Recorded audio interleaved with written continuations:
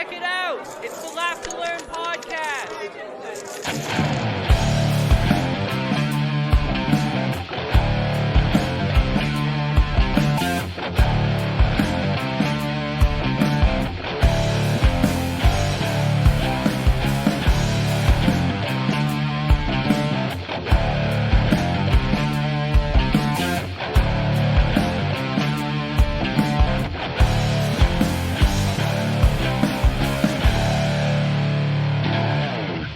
What is going on, everyone? Welcome back to the Laugh to Learn podcast.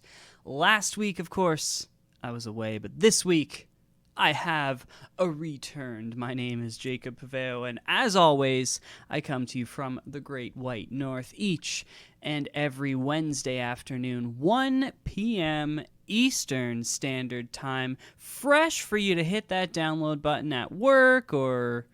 well, I guess wherever you happen to be, right? You can listen to the show and download it, listen to it on your way home from work, listen to it at work while you're working from home, listen to it with your friends, listen to it wherever, whenever, and however you choose.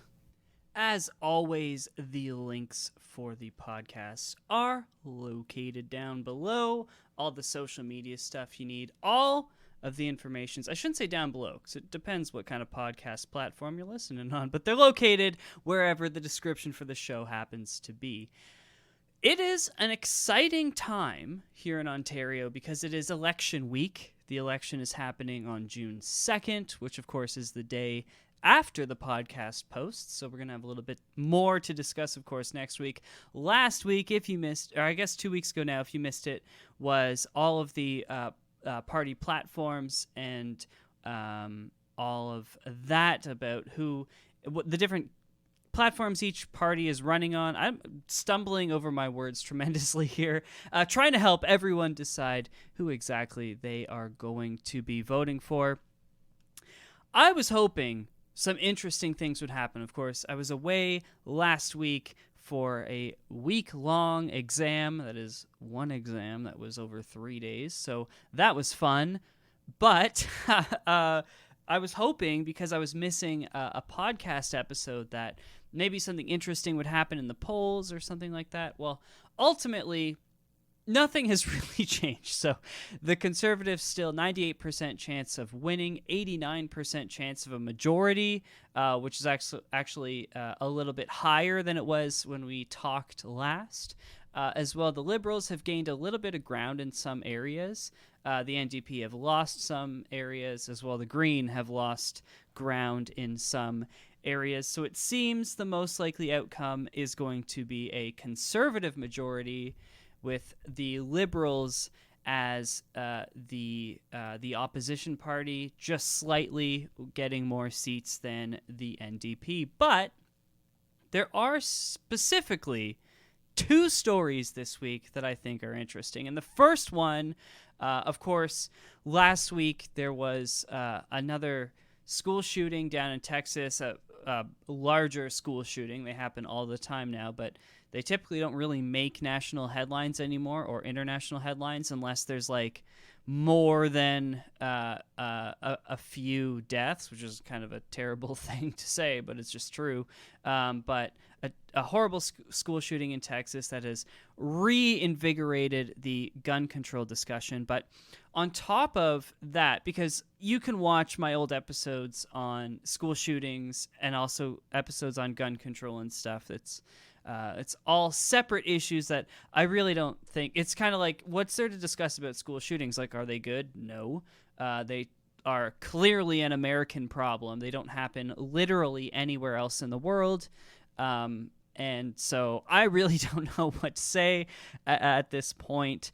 But you can find all of that stuff elsewhere. However, what I do want to talk about is, of course, the ashamed and for some reason elected Representative Marjorie Taylor Greene from she's an American politician. If you don't know of her, of course, she has openly discussed the fact that she believes that there is a group led by the Jews who are running the United States, and they are there are all these conspiracy theories and stuff related that's all run by the Jews. Like, she truly believes this. She's an open QAnon believer. She believes in Q, and she follows all that crazy shit. Anyways, if you're not aware, in Canada, but specifically in Ontario, there's been a crazy rise in handgun-related crimes. Not only shootings, but carjackings is the new thing. And, like, such a crazy rise. It's happening so often. It's actually happened to one of the assistant captains of the Toronto Maple Leafs just 2 days after they were eliminated from the playoffs. He was driving with his Range Rover, his fiancée in the passenger seat, leaving a movie theater in the city, and these guys just rolled up on them, two armed with handguns and one with a knife, and carjacked them right in the street. It's becoming a common occurrence, specifically in the north end of the city. This particular event, I believe, happened in the West End, but I would have to double check. But I'm pretty sure it happened in the West End. But either way, just in the city in general, gun-related carjackings and robberies are climbing significantly. So the federal government has released some new gun control stuff that has made it, or is going to, when it eventually goes through, it's going to make it more difficult and put a limit on the number of handguns that can be purchased or transferred every year in Canada, and some other stuff. It's already very difficult to get handguns, but they're trying to make it harder, as if these are legal handguns causing the problem, which of course it is not. But nonetheless, that's what they're attempting to do. And the legislation has inspired Representative Marjorie Taylor Greene to comment on something that I've talked a lot about on this show. And it is, there's people who have asked me this, but people who aren't educated on politics and geopolitical campaigns and history and stuff like that, who are like, hey, could Russia invade Canada when all this stuff was going on surrounding Ukraine? And Marjorie Taylor Greene decided to tweet one of the most she tweets a lot of dumb shit, but this was like, I don't know, man. She really doesn't understand, I don't think, like, the North, and it's so clear. And I mean, she doesn't live somewhere where it snows and whatnot, so like, I don't think she has any idea what conflict is like in the Arctic. But what she said, and this is a whole long series. She does this thing where you number like 1, 2, 3, 4, and there's like 40 tweets through this whole conversation. But these are tweets 2 and 3. So what she said was, and again, this is Representative Marjorie Taylor Greene of the United States. She said, quote, "Trudeau foolishly completely ignores how taking guns away from his people makes his country weak and vulnerable to being invaded and easily taken over by another, stronger country, like perhaps Russia, who is very angry at America right now. Canada has an incredibly weak military, and now, with Trudeau's gun grab, his people are left defenseless, not only by a criminal attacker, but also defenseless against another country's military invasion. This is a terrible violation of rights to innocent Canadians by their gov." End quote. And these few words that she selected, there's a lot to go over. Okay? So, first of all, Russia invading Canada from the north is never going to happen. She cited, or she shared, I should say, a CBC article where The Canadian Armed Forces was doing flight training and stuff in the north, working with Greenland and the U.S. as well, and some other NATO countries, doing Air Force training for flights in the Arctic and stuff like that. And in that article, it is mentioned that Russia is able to hide underneath Arctic sea ice with nuclear-capable submarines, something that Russia, the U.S., Canada used to do when we had nuclear subs, but our subs still hide under Arctic ice. It's a common tactic, right? And of course, Russia continues to do it today. We know this. However, the article clearly states that, like, for a nuclear missile to do any real damage launched from the Arctic, it has to fly all the way over the Arctic and over northern Canada and over central Canada to hit potentially southern Canada or the northern US, and it would be shot down. Like, it would have such a long flight time, just like an ICBM would, that you're talking, like, literally, if it's launched from a submarine, it's not an ICBM, it would be in the air for, like, I think the time from, like, the nearest Arctic point where you could really hide a sub, it's like an hour plus of launch time to fly over the country. It's like, you know what I mean? It's not going to happen. Of course, if they have those supersonic missiles, it could be a little faster, maybe 45 minutes. But even still, it's like such a significant amount of time. It would be shot down somewhere over the remote north of likely Ontario or BC. There's really no reason to launch a nuclear weapon over any other province, maybe Quebec if you're trying to hit, like, Manhattan or something. So really, there's no actual threat here, and the CBC article seems to make that clear, that she shared. But then on top of this, like, she says perhaps Russia invading Canada, who's very angry at America right now.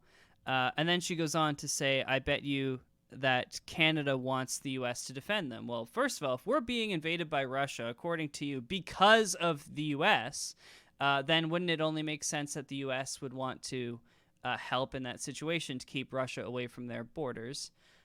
Seems to make sense to me. But on top of that ridiculous statement, when it comes to fighting in Arctic regions, history has told us time and again that Canada is the only country that has proven capable of doing so. Even Russia struggled significantly in Arctic regions. The Canadian military does not have a history of that, of struggling to fight in Arctic regions, primarily because we do not have any part of our country that doesn't experience at least 4 or 5 months of winter. So our military always trains at least 4 or 5 months, every department you can think of, in the winter, right? In Russia, there are some places that have far fewer winter months than Canada has, and they're able to utilize that to their advantage. We don't have that advantage. We have to leave the country to get away from the snow, right? So our military is extremely adept at fighting in those climates, and quite frankly prepared for that sort of an invasion. And now, the other thing to say that Canada has an incredibly weak military is kind of funny, because I encourage you to look up the record distance confirmed kills, and you'll see that of the, I believe of the top 5, Canada has 4 of them. Of the top 10, Canada has 6 or 7. Including the number 1 longest distance shot confirmed kill, which happened about 4 or 5 years ago now by a Canadian. So it's kind of like, okay, you know what I mean? Like, the U.S. certainly has a larger military. Russia, maybe not anymore after the Ukraine fiasco. But if you're telling me, like, you're watching what's happening and you're in Ukraine, and your takeaway is, oh no, Russia can seriously invade Canada, it's kind of like, through the Arctic? It's like, what? No. No, that's not a thing. Like, clearly they're incapable of invading a country with Soviet-era technology. They are not going to be able to invade a modern NATO country, even without any assistance from NATO. I shouldn't say that. They could certainly invade some smaller NATO countries, but not one like Canada with the advanced capabilities that we have, the advanced air defense systems that we have. You know what I mean? It's just like, oh, you're actually that dumb. Okay. And now, for sure, like her statement that this leaves Canadians defenseless to criminal attackers, that is true. It's a tactic that politically Canadians have been in favor of. They don't want to own guns. It's something that I disagree with. As a liberal, it's one of the main things that I disagree with. I think gun ownership makes sense, but like, I get it. That's her opinion. Okay. But when she says defenseless against another country's military invasion, it's like, oh, okay, you're still convinced that the American citizens are armed to defend against other countries invading. You know, if it gets to that, your country's collapsed and it's not coming back. Like, if your military has fallen to that point, right? So, and then she goes on to say, like, in Ukraine, you know, the Democrats and the left wing decided to arm Ukrainian citizens to help fight against Russia and whatnot. And it's like, yeah, if you're facing that sort of thing, that's when, you know, citizens start signing up for these military groups and start getting armed and trained and whatnot. That's what happens across history, right? Whether it's a sword or you know, an M16, it doesn't really make a difference. You're arming your citizens to help as best as they can against a military, right? That's what happens.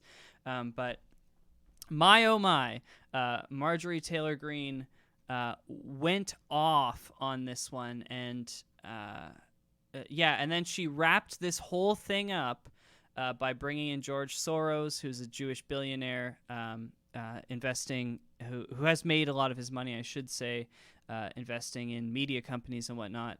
And yeah, she closes this all out by referencing him and saying that you can send him and all his money to Canada along with a whole list of people. But she's like literally ends it with an anti-Semitic statement. So, you know what I mean? It's like, okay, Marjorie Taylor Greene, you're a fucking loon. You're clearly uneducated on, I mean, simple geography, I suppose, but history as well, and modern, like not modern history, but like what happened a few months ago. If you think that Canada is susceptible to being invaded by Russia, but meanwhile Ukraine was able to successfully defend, you know, 95% of their country, I just say okay. But anyways, let's move on to the Ontario election. Just to wrap it up, it's not going to be a very long show this week. I'm quite tired still. I haven't quite caught up on sleep from how intense last week was. But to get through the rest of this, I'm going to close with the election here. So as of right now, Doug Ford, as we said off the top, projected to win with the Conservative Party. Overall, they're actually up by 1.4% from where they were last week to 37.9% of the vote. So that is huge, right? He has 40% of the vote with 4 parties in the running. So basically, the other parties have no chance. The Liberals have been losing a bit of steam, as well as the NDP and the Green Party. So the Green Party have definitely lost the most. They're now only projected to have 1 seat, and that 1 seat would be their party leader, Mike Schreiner. The NDP down at 23% flat of the vote, and the Liberals are at 26.9%. So the Liberals are expected to win back a lot of seats that Kathleen Wynne lost for them. They're expected to win most of those back from the NDP, a few Conservatives. But really, the only reason that there's going to be a lot to talk about on the show next week is if something crazy happens. You know, there's a few areas, a few ridings where something interesting might happen. The Liberals or the NDP might pull out a win over the Conservatives that no one's really expecting. But one interesting story that I think is worth mentioning is I've talked last week or 2 weeks ago. I talked about the impact Kathleen Wynne had on the previous election and this current election, in how people are really hesitant and they really don't want to vote for the Liberals because of how much she fucked everything up. I was reading a story that I'd like to bring up here, how so Andrea Horwath, the leader of the NDP, this is now her third campaign. It's crazy that you can lose 2 campaigns and still be in charge. Mind you, I guess she was they technically had a success last time, being the opposition party, but that's going to go away.